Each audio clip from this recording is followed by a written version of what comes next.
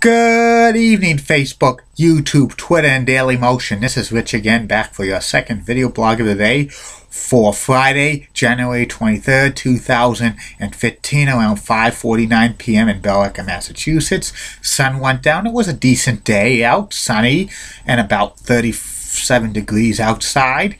A little bit chilly, and tomorrow's going to be downhill where heavy, wet snow will fall in the area. In Merrimack Valley and Worcester Hills, 6 to 8 inches. This is a heavy-duty snow.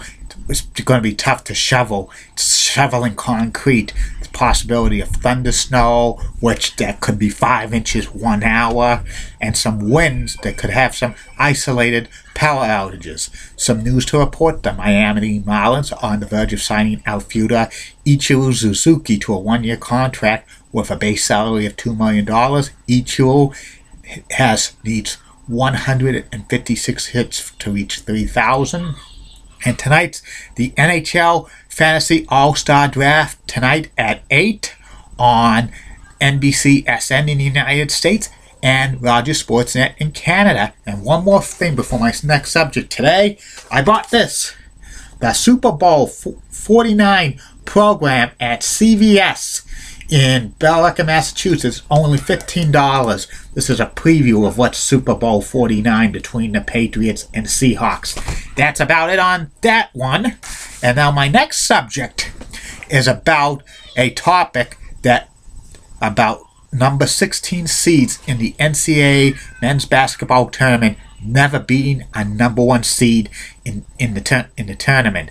Since the NCAA expanded the field of the teams going into the college basketball tournament in 1985 from 64, they had like 4 number 1 seeds face off against 4 16 seeds for the first round games from 1985 through 2010. Then from 2011 to the present, it's second round games because they consider the first 4 games of the NCAA tournament the first round. And like the number 16 seeds are like low level college basketball teams that win their leagues, but their conferences are like low majors, so they get the number 16 seed. They might have a good regular season record, but they play the weaker teams who are in the conferences, and usually the number 1 seeds are like the champions of the power conferences, or they'd be undefeated. And since the games in 1985, the number 1 seeds in the NCAA men's basketball tournament hold a 120-0 record. The number 1 seeds, it's a guaranteed win for them, and usually the number 1 seeds usually beat the number 16 seeds pretty easily, probably about on average about 20 points or so. Usually the 16 seeds give the number 1 seeds a run for its money in the first half of the game, play competitively. Sometimes they're ahead by a few points and stuff, but in the second half they falter to the number 1 seed because the number 1 seed's usually one of the top 4 teams in the country, and they just blow them out like crazy. And most of these games are like lopsided and stuff like that. But they've been some of them have been fewer than like less than 10 points. In fact, only 5 times in the history of the NCAA men's basketball tournament since they expanded the field to 64 in 1985, that number 16 seeds came within 4 points of pulling off a major upset. The first one was Fairfield-Dixon. They lost to Michigan in 1985 by the score of 59-55. That was the first year they expanded to 64. Another one was West Carolina losing to Purdue in 1996 by the score of 73-71. And there was another one in 1989, Princeton losing to Georgetown in 1989 by a score of 50-49. Princeton had a chance to win that game, but they missed a shot at the buzzer. And another one was East Tennessee State losing to Oklahoma by the score of 72-71 in 1989.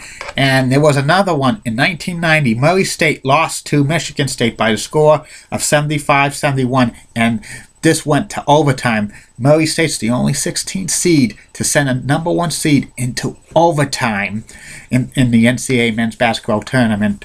And to tell you the truth, it would be a miracle if a number 16 seed beats a number one seed in the NCAA tournament. It will probably have to come down to a buzzer beater shot, or something to go into overtime, or something. The number 16 seed will have to play the game of their lives for a number one against a number one seed. But even then, that might not be enough. It probably would have to be a buzzer beater shot, or something that goes into multiple overtimes, or something, a miracle happenings. I don't see a number 16 seed ever being a number one seed in the NCAA men's basketball tournament at all. If that ever happened, that will probably break everybody's buster. That would be the biggest bracket buster of them all. And that would be probably the true Cinderella story of the NCAA tournament history. But if that ever happened, I can guarantee you sure that that number 16 seed probably would lose into the next round to the number 8th and number 9th seed. I never see a number 16 seed ever winning against a number 1 seed in the NCAA men's basketball tournament, period. End of story. And I'll be back later, Facebook friends and YouTube followers, with my third and final video blog of the night. It will be about my personality profile. It will be about actor-comedian Louis Anderson. See you later, Facebook, YouTube, Twitter, and Daily Motion. Bye for now.